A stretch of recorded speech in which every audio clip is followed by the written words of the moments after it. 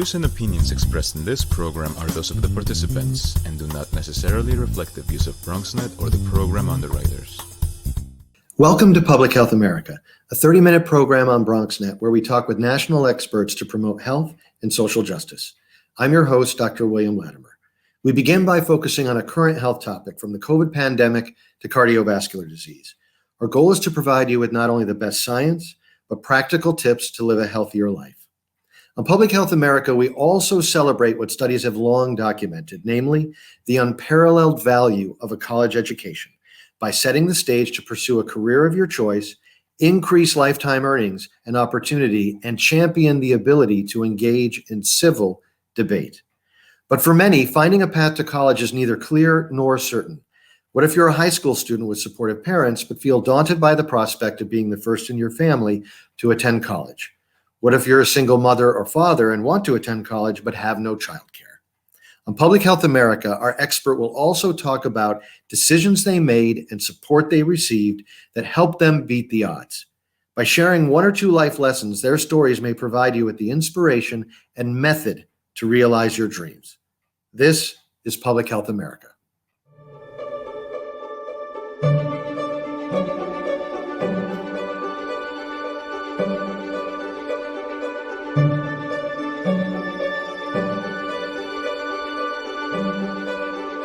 Welcome to Public Health America. I'm your host, Dr. William Latimer. It's my pleasure to introduce Dr. Rossi Hassad, professor of the School of Social and Behavioral Sciences at Mercy College. Rossi, welcome. Bill, it's a pleasure to be on the show. And as I was saying to our producer earlier, it's maybe the first interview of this kind with an epidemiologist interviewing an epidemiologist. That's great. And it's a pleasure to have you. I know you've been doing some cutting edge work on evidence-based practices that inform community health education. Tell us a little bit about your work. Yes, I like to describe my work as being at the intersection of behavioral sciences and public health, using tools of epidemiology and statistics. And what it does is focuses, well, the whole concept of evidence-based practice is not new, but as time goes by, we use different and more modern techniques. And what I seek to do is to help professionals to utilize complex information so that it can be packaged in digestible forms so that the general public can consume it, can use it. And this is, when I say general public, I mean at all levels of the public. And I think it's proven very helpful and was necessary, especially during the COVID pandemic, which continues. And we had people very anxious about the pandemic, and we needed to communicate earlier on the information about risk of infection. There was quite a bit of ambiguity about that, as well as the need for protective measures. So helping the media in particular to package the message or tailor messages to particular subgroups was very important and an area I worked in a lot. Over the years, I would say I have been involved in this field for the past 2 decades, and evidence-based practice is even wider. I think as scientists, we have done a bit of disservice to ourselves and the community in that we have such great information, but it's often reported in complex ways that others do not have access to it. So I would say over the past years, there has been a move toward breaking down that. And now you have newer articles coming out that focus on a brief aspect of that information. That's a great introduction. So if I may, give me some practical examples of what evidence-based practice looks like, either generally or with respect to community health education. What are the elements of statistics and or epidemiologic method that you're alluding to when you say we're going to apply those methods to how we try to educate the public? Is that a fair question? It is a fair question. At the root of evidence-based practice is evidence and the mechanism or methods that produce that evidence. And the quality of the evidence comes from the methodology. If it was a poorly designed study, then the data you have will be bad or worthless data. So evidence-based practice focuses primarily on getting people to understand the strengths and weaknesses of the methodology used. The primary methodology that evidence-based practice likes or practitioners like is data coming from experimental studies. Now, that's the gold standard of research, what we typically call randomized controlled trials. But it's difficult to come by because of cost, time, and ethical constraints. So there are other methodologies that can contribute and have contributed to evidence-based practice. So yes, it's all about evaluating the evidence so that we can design optimal interventions for specific subgroups. Excellent. And tell us now a little bit about community health education. What is it? What are the messages? Is there a topic that you want to focus on, like the pandemic or community health education broadly defined? And then what's the link between the evidence and the education? Well, as a public health professional, I like to say that health education is the Cinderella arm of our field. It is the one where you get the greatest bang for your bucks, the greatest impact, but often it's not appreciated. When I think about health education, I come back to effective messaging that can facilitate the public to adopt behaviors that are conducive to health. And in that regard, it is about characteristics about people, characteristics about populations. I often say there is no universal approach to messaging. The message that you intend to communicate is the same, whether it's about a risk of infection or the value of protective measures for COVID, or that smoking is not good for our health. But how it is worded and how it's designed will determine how effective it is. And that's the whole concept of differentiated messaging. We want messaging that's targeted and specific to subgroups so that people can relate to it. They can see themselves in it. They can feel that susceptibility and move to action. Got it. So let's take smoking or the pandemic, if we may. I'll tell you, if it's okay, let's take smoking because we've had so many. Or we can take the pandemic. It's your call. What's an example of how messaging would be linked to an understanding of subgroups? Are there situations, for example, where common messaging works across all groups, but then in certain groups you need additional messages? Are there ever common threads that the science supports, or how does one figure that out? Well, I think psychology and public health together has taught us that there is no one approach to messaging if we are to be effective. Now, I go back to the days of when the AIDS HIV pandemic began, and I remember the focus being on the interventions that were knowledge focused, information based. And the thinking was, if we share information with people, if they have knowledge, knowledge will translate into behavioral change. That failed miserably. It failed before then. It failed the first decade of the pandemic. We saw that happening. And what we realized is that there were other factors that mediate change and moderate change, primarily cognitions, people's beliefs, their perceptions, their attitudes. And sometimes those are difficult to measure. But over the years, we have come up with very reliable and valid instruments to capture those. So, yes, whether it's smoking, AIDS, HIV, COVID 19, we have to be cognizant of people's beliefs and other dispositions that might either facilitate or serve as a barrier to them engaging in practices that are conducive to their health. We saw this particularly with vaccine hesitancy. Yes, there were many of us out there talking about the safety of these vaccines, the effectiveness of these vaccines. But there were many who had beliefs about trust, about the intended purpose of vaccination. And while some of them may sound very unfounded, these were quite valid beliefs.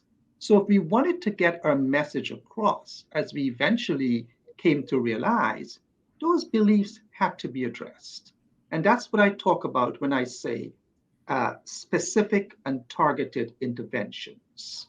No two groups would have the same beliefs. So if you're going to target based on beliefs, then I have to use the evidence from that group to help to design interventions. Makes a lot of sense. And I mean, it seems, Rossi, that excellent description is perhaps highly relevant to, we still know in many areas throughout the United States, which also have also significant differences, that there are great variations of vaccine uptake. Is it fair to say that these methods you're describing are relevant to trying to define, in a community or neighborhood specific way, how to best align, let's say, develop that trust with the communities to facilitate vaccine uptake? Yes, addressing the beliefs and having messengers who are trusted. I think those two dimensions will go a far way in increasing the uptake of vaccines. Fair enough. And what is we've got about a minute left in this portion of the segment. What is your current work focusing on now as it relates to community health education or any of the particular issues that we've been addressing?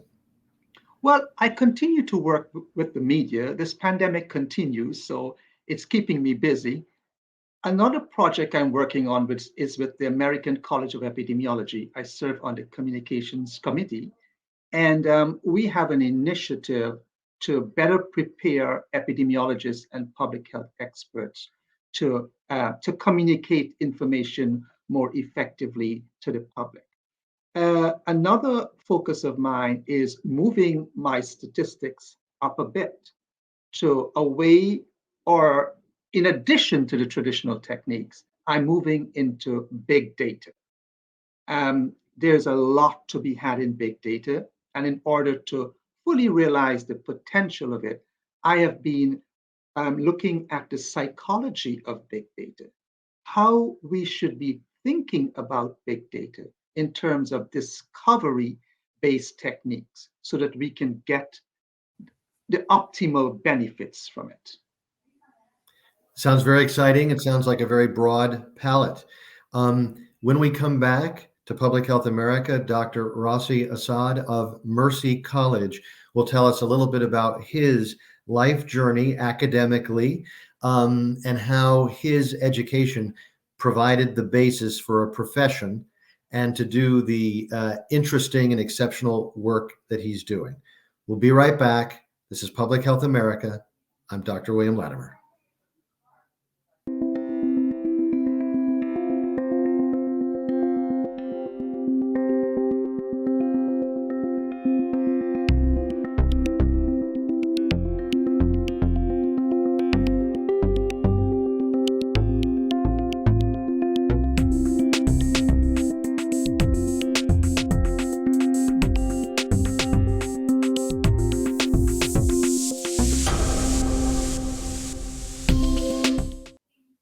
Welcome back to Public Health America. I'm your host, Dr. William Latimer. It's a pleasure to have with me today Dr. Rossi Hassad, professor of the School of Social and Behavioral Sciences at Mercy College. Rossi, we start this segment with the same question, and that is, tell us where you were born and tell us a little bit about your formative experiences. Well, it's quite a journey, Bill.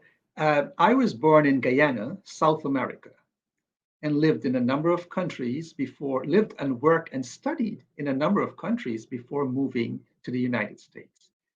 Uh, in Guyana, I pursued secondary education and my undergraduate studies.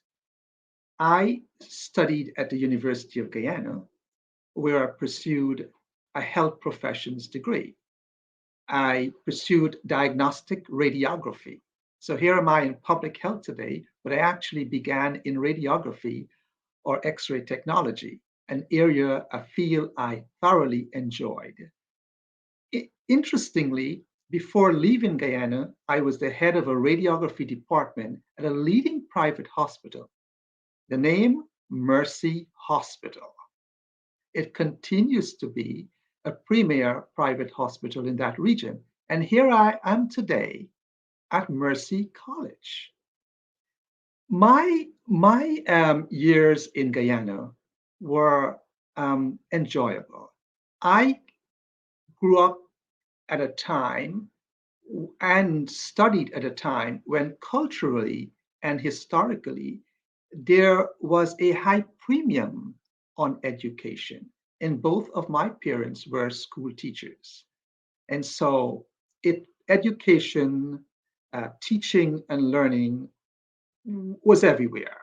So I was constantly reminded of its value. At the University of Guyana, it was a mixed experience, but one that prepared me well.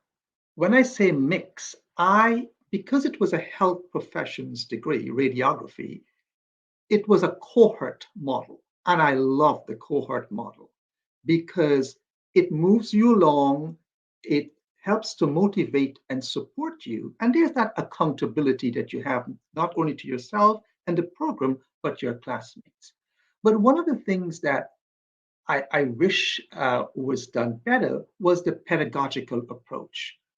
In those days, and still in some parts of the world and some programs, it was a very behavioristic approach where memorization was what was emphasized. And I resented that to the extent that addressing it became a major part of my research agenda.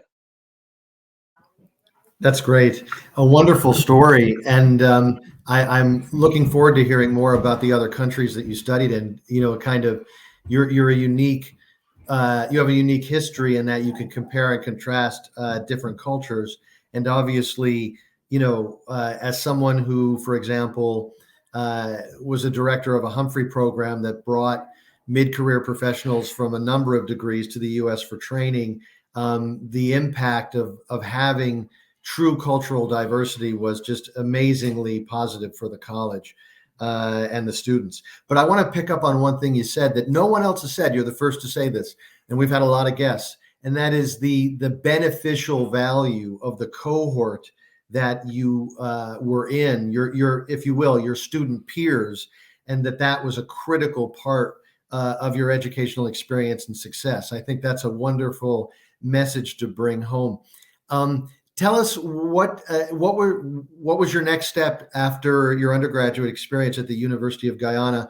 What was next in line for you? Was it work for a while? Did you continue your education? What happened next? Well, it was a professional program. It was supported by the government of Guyana, and therefore, upon graduation, I served the country. And I love the field, radiography. I worked in so many specialty areas and ended my career as a radiographer in Guyana by being the head of a radiography department.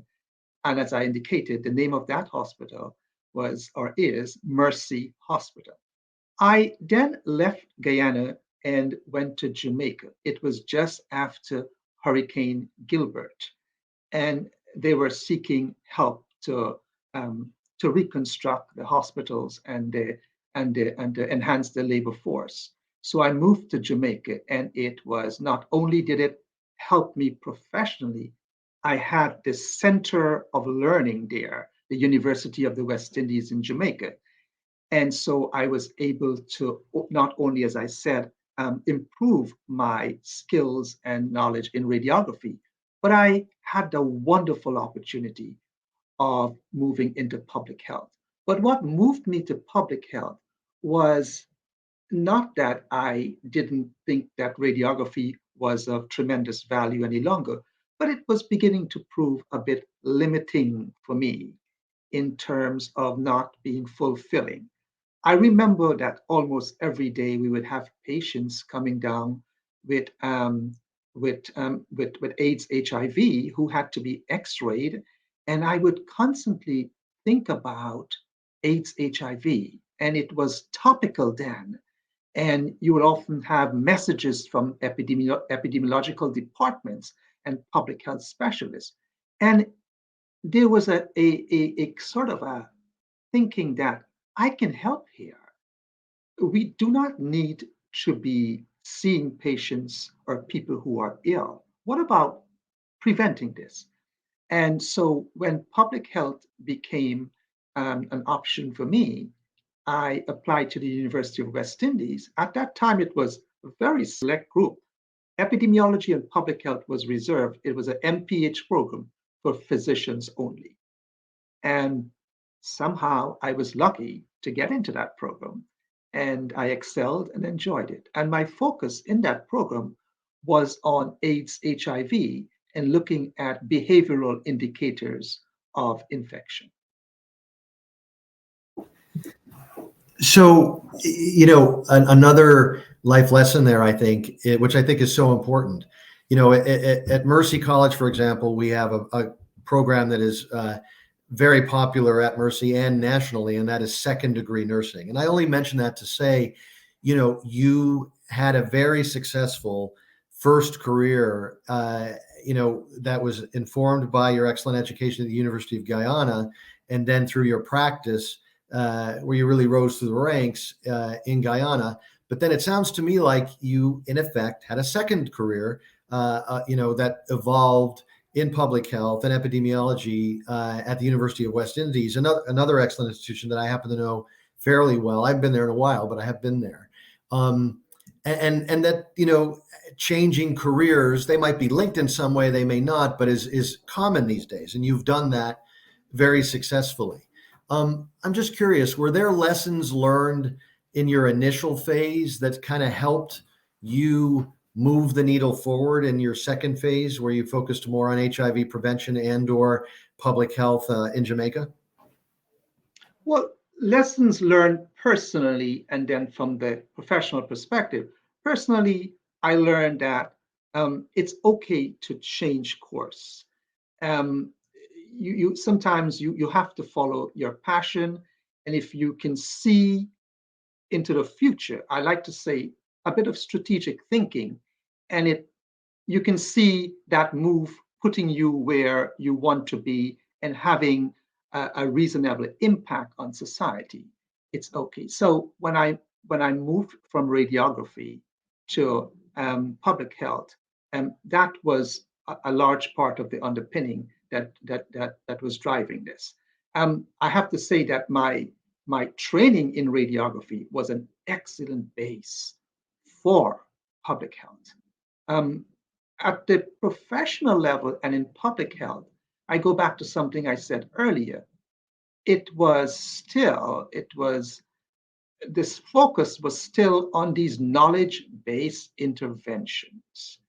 And I remember, in fact, my master's thesis was the health belief model, Hotchbaum et al., a model that worked well during the tuberculosis epidemic here in the United States in the 50s. And I used that model in Jamaica. It was the first study of its kind to identify factors that were associated with risk-taking behaviors and HIV infection. And that study was the foundation for building an intervention program supported by the US government in Jamaica. What a great series of experiences and lessons learned. So let's go to the next step. What followed Jamaica? What was your next the next leg of the journey? Well, in addition to Jamaica, I served in Barbados.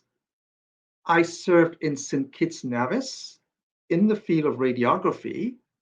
After the master's degree, in public health, I went back into radiography for a while. And I also served in Montserrat during the volcanic eruption. Quite a bit of adventure. I went there to help with the reconstruction and improvement of the X-ray department. Um, then I moved to the United States, and it very different environment, a very different set of factors operated. And I had the wonderful opportunity not only of teaching at Mercy College, where I started as an adjunct faculty, and I have been a full-time faculty for the past 2 decades. I got the wonderful opportunity to study at Touro College, now Touro University. Now, my thinking is, I would say it's a bit different in terms of I am a little bit of a risk taker, I'm adventurous, I'm non-traditional. I followed my learning preference. I never liked the behaviorist approach to teaching and learning. I'm a constructivist at heart. I like the freedom to think, the freedom to build, and to construct meaning. And Touro College offered this wonderful PhD in health sciences, focusing on research and education. And I thought, what a wonderful and innovative degree, where as an educator, I want to improve my teaching, my pedagogy, and at the same time, the conventional focus on research. That program allowed me as a dissertation to develop a teaching practice scale for statistics, which is considered the first of its kind, and it's now widely used to look at instructors on a spectrum moving from behaviorists to constructivists. But all of this was done towards supporting my agenda and to help with evidence-based practice. I've always seen statistics as the most important tool that helps us to make sense of data. Makes a lot of sense. So one take-home message is, just the importance of mathematics and statistics in informing decision-making in health, public health, and health education. I want to thank our guest today, Dr. Rossi Hassad, professor in the School of Social and Behavioral Sciences at Mercy College. I want to thank our guests for tuning in. This is Public Health America. I'm your host, Dr. William Latimer. Take care.